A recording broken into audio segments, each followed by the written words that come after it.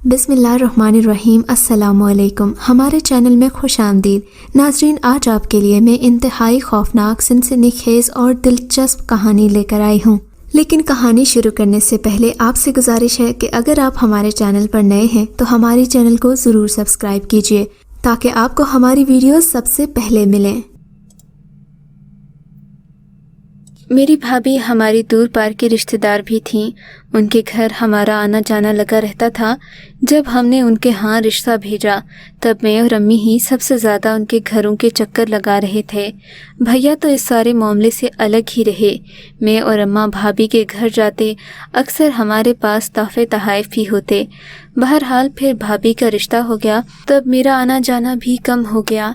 लेकिन मैं इस घर के बारे में इतना ज़रूर जानती थी कि यहाँ पर कुछ आसिबी असरात मौजूद थे। बल्कि हमें तो भाभी का रिश्ता करते वक्त भी यही खदशा सता रहा था कि कहीं भाभी पर भी ऐसे असरात न हों जिसकी वजह से बाद में उनकी ज़िंदगी मुश्किल में हो और हम भी उनके साथ साथ अज़ाब में फंस जाएं।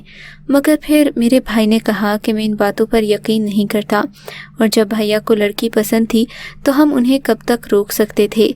यूं चट मंगनी पट ब्याह वाला मामला तो हो गया, लेकिन अब सबको ये डर था कि भाभी के घर आना जाना तो करना ही होगा। ऐसे में अगर हमारे लिए कोई मुश्किल खड़ी हो गई तो क्या होगा। अम्मा तो अच्छी खासी वहमी थीं, जबकि भाईजान इस मामले में मेरा साथ मांगते थे। वो कहते कि नगीन को मैके लेकर जाने के लिए मेरे पास वक्त नहीं होता, तुम इसके साथ चली जाया करो। वैसे भी गांव में सभी लोग एक दूसरे को जानते थे। बस ये था कि भाभी को अकेले भेजना उनकी इज्जत के खिलाफ था। जब भी कोई औरत मैके जाती है तो उसके साथ ससुराल का कोई न कोई शख्स ज़रूर जाता, ताकि ससुरालियों की तरफ से ये पैगाम जाए कि हम आपकी बेटी की कदर करते हैं। बस इसीलिए शादी के बाद भी भाई मुझे ही कहते कि तुम ही नगीन के साथ इनके घर चली जाओ। भाभी का अक्सर रात को रहने का मन करता, मगर अम्मा की पाबंदियों की वजह से वो ज़्यादा देर अपने घर रुक नहीं सकती थीं। फिर भाभी को अल्लाह ताला ने औलाद की नियामत से नवाज दिया। अहमद एक बहुत ही खूबसूरत बच्चा था, जो भी देखता माशाल्लाह कहे बगैर न रह पाता। अब अम्मा का दिल भी नरम पड़ गया था कि बहू ने उन्हें एक पोता दे दिया था। अम्मा ने बहू को इजाज़त दे दी कि वो मैके में रात को रुक सकती है, मगर अपने बच्चे का ख़ास ख्याल रखना होगा। अम्मा मुझ पर भी एतबार करती थीं और भैया तो आंखें बंद करके यकीन करते थे।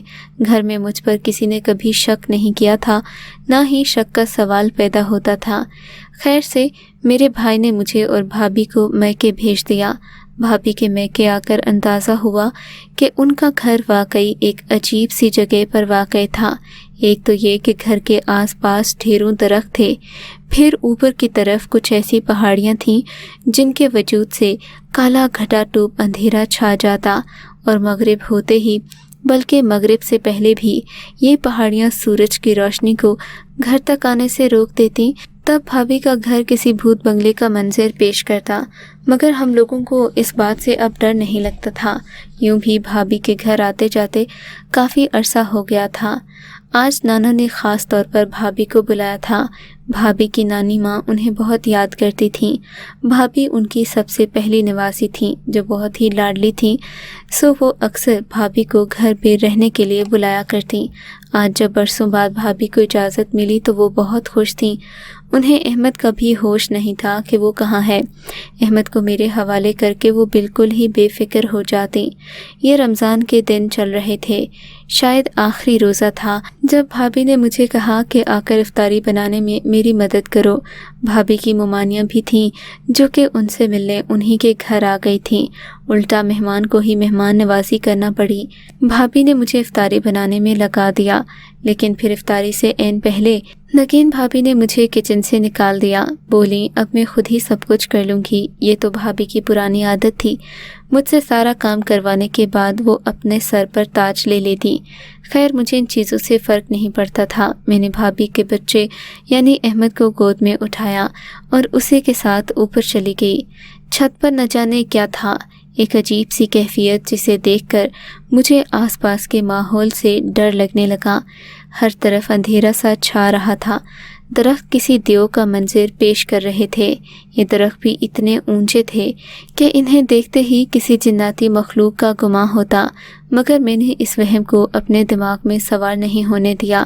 البتہ چھوٹا احمد بار بار خوش ہو کر ان درختوں کی طرف دیکھتا۔ وہ اس قدر چلا رہا تھا کہ مجھے لگا جیسے وہ اپنے پرانے دوستوں سے مل کر خوش ہو رہا ہو۔ ہمارے پرانے محلے میں وہ ایک بچے کے ساتھ کھیلا کرتا تھا، جس سے الگ ہونے پر احمد کافی دن اداس رہا تھا۔ آج تو احمد کی خوشی دیکھ کر لگتا تھا کہ اس کا پرانا دوست منیب اسے مل گیا ہو۔ وہ کسی کو اشارے کر رہا تھا۔ مجھے لگا کہ کہیں منیب لوگ ادھر تو نہیں آ گئے، مگر ایسی کوئی بات نہیں تھی۔ ویسے بھی ایک ہی گاؤں میں رہتے ہوئے ہم لوگ زیادہ گھر تبدیل نہیں کرتے تھے۔ یہ تو اتفاقاً ہوا کہ ہم لوگوں کو نئے گھر میں منتقل ہونا پڑا، ورنہ لوگ نسل در نسل گاؤں میں ایک ہی گھر میں رہائش پذیر ہوتے ہیں۔ البتہ احمد کا اس درخت کو دیکھ کر پرجوش طریقے سے ہاتھ ہلانا میری سمجھ سے باہر تھا۔ خیر بچہ ہے، یہی سوچ کر میں خاموش ہو گئی۔ اسے لے کر نیچے واپس آئی تو بھابھی میرا انتظار کر رہی تھیں۔ افطاری لگ چکی تھی، سب لوگ دعا کے لیے بیٹھ گئے تھے۔ احمد بہت شرارتی بچہ تھا۔ میں نے نگین بھابھی کو احمد حوالے بھی کیا، مگر وہ ان کی گود سے نکل کر نہ جانے کہاں چلا گیا۔ باقی باہر کے مہمان بھی آئے تھے۔ ہمیں مہمانوں کی زیادہ فکر تھی، اس لیے احمد کی طرف کسی کا دھیان نہیں رہا۔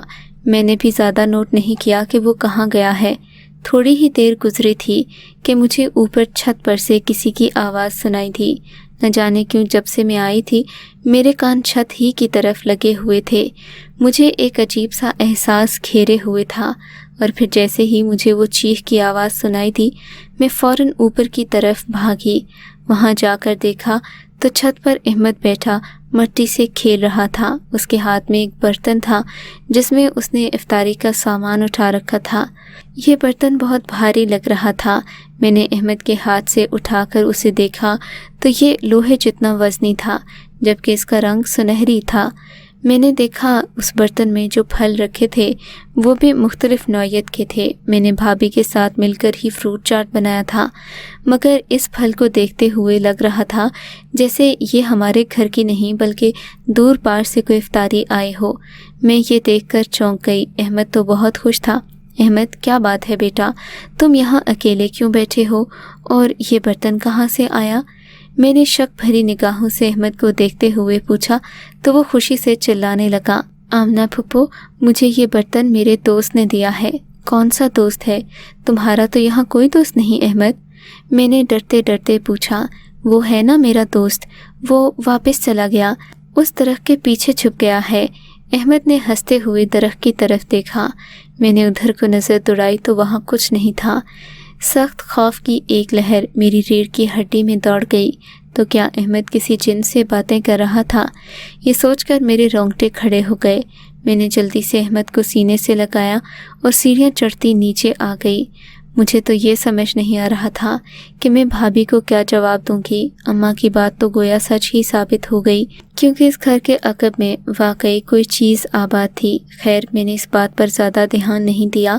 مجھے لگا کہ شاید احمد ناٹک کر رہا ہو، کیونکہ جب میں نے بھابھی سے اور دیگر لوگوں سے اس بارے میں پوچھا تو کسی نے کوئی خاص معلومات نہیں دی۔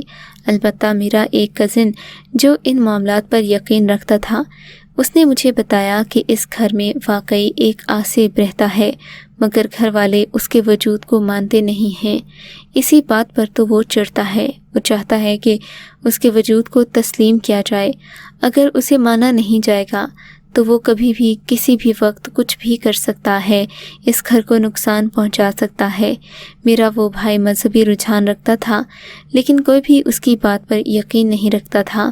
کچھ لوگ کہتے کہ یہ تہمت پرستی ہے، تو کچھ کہتے کہ یہ سب کا وہم ہے۔ ایسا کچھ نہیں ہوا، اگر ہوتا تو جنات کسی کو نظر کیوں نہیں آتے۔ خیر بھابھی کا بھی یہی موقف تھا، اسی لیے وہ احمد کی پرواہ نہیں کرتی تھیں، مگر میں جانتی تھی کہ احمد سے کوئی نہ کوئی ایسی معلومات ضرور ملے گی جس کو میں ثبوت کے طور پر استعمال کر سکوں گی۔ میں نے احمد سے پوچھا، احمد بیٹا، جب تم افطاری کرنے چھت پر گئے تھے تو وہاں تمہیں یہ برتن کس نے پکڑایا تھا؟ میں نے احمد سے سوال کیا تو وہ خوشی خوشی سب کچھ بتانے لگا۔ آمنہ پھپھو، آپ کو پتہ ہے جب میں چھت پر گیا تو 2-3 بچے مجھے اپنے جیسے وہیں کھیلتے نظر آئے تھے۔ میں نے آپ سے کہا بھی کہ مجھے کھیلنے دیں، مگر آپ مانی نہیں۔ میں ان سے کہہ کر آیا تھا کہ میں تم لوگوں کے لیے کھانے کی کوئی چیز لاؤں گا، تبھی نیچے آ کر افطاری والا سامان اٹھا کر انہیں دے دیا۔ بدلے میں انہوں نے بھی مجھے وہ برتن دیا جس میں مختلف قسم کے پھل پڑے تھے۔ احمد نے بڑی ہی وضاحت سے مجھے اس پلیٹ کے بارے میں بتا دیا جو اس کے پاس تھی، لیکن معاملہ اب بھی صاف نہیں تھا۔ اب میں بھابھی کو اس بات کا یقین کیسے دلاتی کہ احمد نے جو دیکھا ہے وہ واقعی سچ بھی ہو سکتا ہے۔ خیر، اس واقعے کے بعد ہم لوگ نانی کے گھر زیادہ نہیں رکے۔ اگلے ہی دن ہمیں واپس آنا پڑا۔ آزمانے کے لیے میں نے احمد سے کہا، احمد اب تو ہم گھر جا رہے ہیں، کیا تم اپنے دوستوں سے ملو گے نہیں؟ میری بات سن کر احمد سیڑھیوں کی طرف بڑھنے لگا۔ بھابھی ابھی اندر ہی تھیں، وہ تیار ہو رہی تھیں۔ میں جاننا چاہتی تھی کہ آخر احمد نے جو دیکھا ہے وہ سچ ہے یا پھر یہ مجھ سے جھوٹ بول رہا ہے۔ تبھی میں نے اس کا پیچھا نہیں کیا۔ جب وہ چھت پر چلا گیا تو میں جلدی سے بھابھی کے تایا ابو کے گھر چلی گئی۔ ان کی چھت بھی بھابھی کے گھر کی چھت سے ملتی جلتی تھی، یعنی کہ یہ چھتیں جڑی ہوئی تھیں مگر دونوں میں ایک باریک سا فاصلہ تھا۔ ویسے بھی یہ رات تو تھی نہیں، شام کا وقت تھا۔ مجھے اتنا ڈر بھی نہیں لگ رہا تھا۔ جب احمد چھت پر چلا گیا مجھے فکر نہیں تھی، چھت کی چاروں جانب باڑ لگی ہوئی تھی، گرنے کا خطرہ نہیں تھا۔ پھر اگر بھابھی آواز بھی دیتی تو میں جلدی سے دوسری چھت سے پھلانگ کر آ بھی سکتی تھی۔ ایسی کوئی مشکل والی بات نہیں تھی، بس میں دیکھنا چاہتی تھی کہ احمد چھت پر جا کر کیا کرتا ہے۔ مگر میری حیرت کی اس وقت انتہا نہ رہی جب میں نے احمد کے ساتھ 3 چھوٹے چھوٹے بچوں کو دیکھا جو بہت ہی خوبصورت تھے۔ ان کو دیکھ کر ایسا لگتا جیسے کسی پری کی اولاد ہوں۔ میں انہیں دیکھتی ہی رہ گئی۔ وہ احمد سے گلے مل رہے تھے۔ احمد بھی ان کو تھپکی دیتا ایسے باتیں کر رہا تھا جیسے ان سے پرانی جان پہچان ہو۔ ابھی یہ سب کچھ چل ہی رہا تھا کہ میرا حافظ کزن، جو اکثر ہی ان باتوں پر گھر والوں کو ڈراتا دھمکاتا، وہ سیڑھیاں چڑھتا اوپر چھت کی طرف آنے لگا۔ جب میں نے اسے دیکھا تو میں جلدی سے آگے بڑھی، مگر اس سے پہلے وہ 3 بچے حیرت انگیز طور پر آگ کے گولوں میں تبدیل ہو گئے اور ان درختوں کی جانب غائب ہو گئے جہاں سے میں نے کل احمد کو ہاتھ ہلاتے دیکھا تھا۔ میں تو مارے خوف کے کانپنے لگی۔ میرا وہ کزن جو دور ہی کھڑا تھا یہ سب تماشا دیکھ رہا تھا۔ اس نے لپک کر احمد کو اٹھا لیا، اسے سینے سے لگایا اور اس پر دم درود پڑھنے لگا۔ وہ اس پر پھونکے مارتا نہ جانے کیا کیا بڑبڑا رہا تھا، مگر مجھے آج یقین ہو گیا تھا کہ احمد نے واقعی جن جنات کو دیکھا تھا وہ اپنا وجود رکھتے تھے۔ بہرحال میں نے اپنے کزن کے سامنے یہ ظاہر کیا کہ میں اس سب سے ناواقف تھی اور میں نے احمد کو اوپر نہیں بھیجا۔ ویسے بھی بچوں سے بات کرو تو لگتا ہے جیسے وہ اپنے ذمہ دار خود ہی ہیں۔ پھر احمد تو ایسا بچہ تھا جس میں شرارت کوٹ کوٹ کر بھری تھی۔ اس سے کوئی بھی یہ توقع رکھ سکتا تھا کہ وہ اوپر چھت پر اکیلا چلا جائے۔ اتنے میں بھابھی تیار ہو گئی تھی، ہمارے نکلنے کا وقت ہو گیا تھا۔ ہم لوگ جب گھر پہنچے تو میرے ذہن میں وہی واقعات گھوم رہے تھے۔ میرے ذہن کے پردے پر یہ سارا فلمی منظر چل رہا تھا۔ مجھے ایسا لگا جیسے میں نے حقیقت میں کسی جناتی مخلوق کو دیکھا ہو۔ میں یاد کرتی تو مجھے وہ منظر بہت خوفناک لگتا، مگر اس سب میں سب سے زیادہ حیرت کی بات یہ تھی کہ نانو کے گھر سے آنے کے بعد احمد بہت گمسم سا تھا۔ میں جب بھی اسے دیکھتی وہ کسی سوچ میں کھویا رہتا، جیسے کوئی بات سوچ رہا ہو مگر کسی کو بتا نہ پا رہا ہو۔ احمد نے پہلے کی طرح بات چیت کرنا بھی کم کر دی تھی، اس کی شرارتیں بھی پہلے جیسی نہ رہیں، وہ ذرا سنجیدہ مزاج کا ہو گیا۔ 3 سال کے بچے سے سنجیدگی کی توقع رکھنا یوں تو بے وقوفی ہے، مگر احمد اب اور ہی طرح کا بچہ بن گیا تھا۔ ایک دن صبح کا وقت تھا، بھابھی نے سب کے لیے ناشتہ بنایا۔ احمد بھی اب اپنے ہاتھ سے کھانے لگا تھا۔ وہ تقریباً اپنے سبھی کام خود کرتا، جس پر ہم سب بھی حیران تھے کہ اتنا چھوٹا بچہ اتنے بڑے بڑے کام کیسے کر سکتا ہے۔ بہرحال ایک دن ناشتے کے وقت میں نے دیکھا کہ احمد باہر کی جانب بہت غور سے دیکھ رہا تھا۔ دراصل ہمارے گھر کی کھڑکی کے سامنے ایک درخت موجود تھا جسے دیکھتے ہی احمد گمسم سا ہو جاتا۔ اب مجھے دوبارہ سے احمد پر شک ہونے لگا تھا۔ مجھے پکا یقین تھا کہ بھابھی کے گھر والا واقعہ وہیں پر ختم نہیں ہوا بلکہ اس کا سلسلہ یہاں بھی شروع ہے۔ تب میں نے احمد پر نظر رکھنا شروع کر دی۔ میں نے دیکھا کہ دوپہر کو جب سب لوگ سو جاتے تو احمد کھڑکی کے راستے نکل کر اسی درخت کے پاس چلا جاتا اور کھیلنے لگتا، مگر ابھی مجھے اندازہ نہیں تھا کہ احمد کا یہ کھیل اتنا متاثر کن یا پھر اتنا تباہ کن ثابت ہوگا۔ ہم تو اسے بچہ سمجھتے تھے، مگر احمد کی معصومیت شاید وقت سے پہلے چھن گئی تھی۔ یہ جمعے کا دن تھا جب سب لوگ دوپہر کے وقت نماز وغیرہ سے فارغ ہو کر کھا پی کر اپنے کمروں میں سو رہے تھے۔ میں اپنے کمرے میں بیٹھی احمد پر نظر رکھے ہوئے تھی۔ احمد چپکے سے اپنے کمرے سے نکلا۔ میں نے دیکھا اس کی آنکھیں معمول سے زیادہ چمک رہی تھیں۔ وہ بہت خوش لگ رہا تھا۔ تھوڑی ہی دیر کے بعد وہ کھڑکی سے یوں پھلانگ مار کر باہر کی جانب بھاگا جیسے اسے کسی سے ملنے کی بہت جلدی ہو۔ اس کی چھلانگ لگانے سے تو میں حیران ہی رہ گئی تھی۔ 3 سال کا بچہ ہوا میں اڑتا ہوا دوسری جانب جا لگا۔ یہ بات میرے لیے بہت حیرت ناک تھی۔ خیر میں خاموشی سے احمد کا پیچھا کرنے لگی۔ جب جا کر درخت کے پاس دیکھا تو حیرت کی انتہا نہ رہی۔ احمد خالی درخت کے پاس بیٹھا کسی سے باتیں کر رہا تھا۔ مجھے لگا جیسے وہ جنات جن سے احمد اب ملتا ہے وہ ہم سب کو نظر نہیں آتے تھے، مگر احمد نہ صرف ان سے ملتا جلتا بلکہ ان سے باقاعدہ رابطہ بھی رکھے ہوئے تھا۔ میں نے احمد کا پیچھا کرنے کے بعد یہ بات محسوس کی تھی کہ اسے کسی نہ کسی طرح گھر میں ہونے والی ہر بات کا اندازہ پہلے سے ہو جاتا ہے۔ احمد کی یہ پراسرار حرکتیں بڑھتی ہی جا رہی تھیں۔ تب میں نے بھابھی کو اعتماد میں لینے کا فیصلہ کیا، کیونکہ میں نہیں چاہتی تھی کہ اس گھر میں کوئی بھی نقصان ہو اور احمد کی یہ غیر معمولی حرکتیں اس کی زندگی میں اس کے لیے مسئلہ پیدا کریں۔ بھابھی کو میں نے ساری حقیقت بتائی۔ انہوں نے سر پیٹ لیا، بولی، ہمارے گھر کی چھت پر تو اتنا بڑا آسیب رہتا ہے کہ ہم سبھی اس سے ڈرتے ہیں۔ اپنی 25 سالہ زندگی میں 2-3 بار ہی اس چھت پر گئی ہوں گی۔ تمہیں کیا ضرورت تھی میرے معصوم بچے کو چھت پر لے جانے کی؟ کیا تم نے ذرا بھی نہیں سوچا کہ اگر احمد کو کوئی مسئلہ ہو جاتا تو ہم کیا کرتے؟ میں نے بھابھی سے معافی مانگی۔ اب جو ہونا تھا وہ ہو چکا تھا۔ احمد محض 7 سال کی عمر میں 12 سال کے بچوں سے بھی زیادہ چالاک اور ذہین لگتا۔ اسے جو کام دیا جاتا وہ منٹوں میں کر لیتا۔ استاد تو اس کی صلاحیت پر حیران ہوتے تھے کہ اتنی کم عمری میں یہ بچہ اتنے مشکل سوالات کیسے حل کر لیتا ہے۔ احمد اب 7 سال کا ہو گیا تھا۔ میری بھی گھر میں شادی کی تیاریاں ہو رہی تھیں۔ میں نے سوچ رکھا تھا کہ میں اپنے یہاں سے رخصت ہونے سے پہلے احمد کے لیے کوئی معقول بندوبست کر جاؤں گی، تاکہ مجھے اس گھر سے جانے کے بعد بھی تسلی رہے کہ احمد محفوظ ہاتھوں میں ہے، اسے کوئی خطرہ نہیں اور وہ زندگی میں آگے بڑھ سکتا ہے۔ احمد کی باتوں پر میں بہت پریشان بھی ہوتی تھی۔ بھابھی کے علاوہ کوئی میری بات پر یقین نہیں کرتا تھا۔ میری خوش قسمتی کہ مجھے نکاح پڑھانے کے لیے شہر کے سب سے معروف عالم آ رہے تھے۔ ہمارے ان کے ساتھ خاندانی روابط تھے۔ ہم جب بھی ان سے ملنے جاتے کوئی نہ کوئی اچھی بات ہی سیکھتے تھے۔ ابا جان ان کے معقول شاگرد رہ چکے تھے، اس لیے علامہ صاحب ہمیں بھی بہت عزت دیتے اور ہم سے بہت شفقت سے پیش آتے۔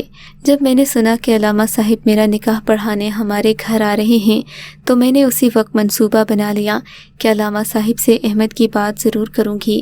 ہو نہ ہو احمد کے ساتھ کوئی مسئلہ ضرور ہے جو باقی گھر والوں کو نظر نہیں آتا۔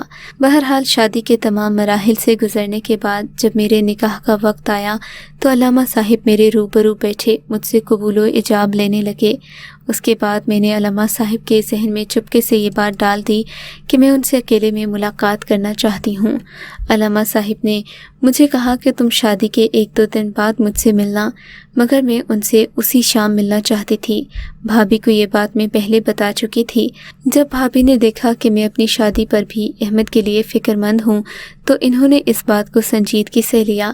علامہ صاحب سے منت کی اور کہا کہ میری نند صحیح کہتی ہے، آپ میرے بیٹے احمد کا علاج کیجیے، اسے دیکھیے کہ اسے کیا مسئلہ ہے۔ ایسا نہ ہو جب احمد بڑا ہو تو اس کے ساتھ مسائل ہوں۔ علامہ صاحب نے جب احمد کا معائنہ کیا تو واقعی انہیں اس بات کی تصدیق ہو گئی کہ احمد کے ساتھ ایک آصف تھا، جو بظاہر تو اس کی مدد کر رہا تھا، اس کے لیے ہر کام آسان کر دیتا۔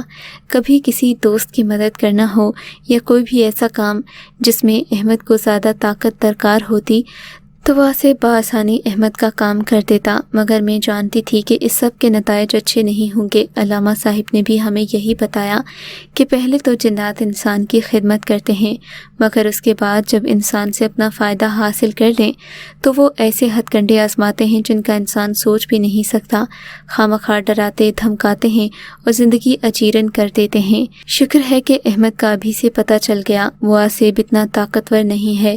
جب احمد نماز پڑھنا شروع ہوگا اس کے بعد ہی اس آصف کا اصل کھیل شروع ہوگا، مگر ہم اس سے پہلے ہی اس کھیل کو ختم کر سکتے ہیں۔ علامہ صاحب کے دیے ہوئے تعویذ استعمال کرنے سے احمد اپنی نارمل زندگی میں آ گیا۔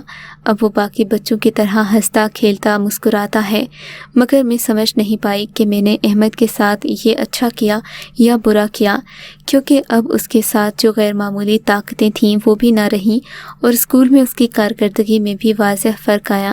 آپ کے خیال میں کیا مجھے ایسا نہیں کرنا چاہیے تھا؟ اگر آپ کو یہ کہانی اچھی لگی ہے تو اس ویڈیو کو لائک کیجیے اور اس طرح کی مزید ویڈیوز دیکھنے کے لیے ہمارے چینل کو سبسکرائب کیجیے۔ اور ہاں، اگر آپ کی کسی دوست، رشتہ دار یا بہن کے ساتھ خدا نہ کرے ایسا کوئی واقعہ پیش آیا ہے تو ہمیں کامنٹ سیکشن میں اس کے بارے میں ضرور بتائیے۔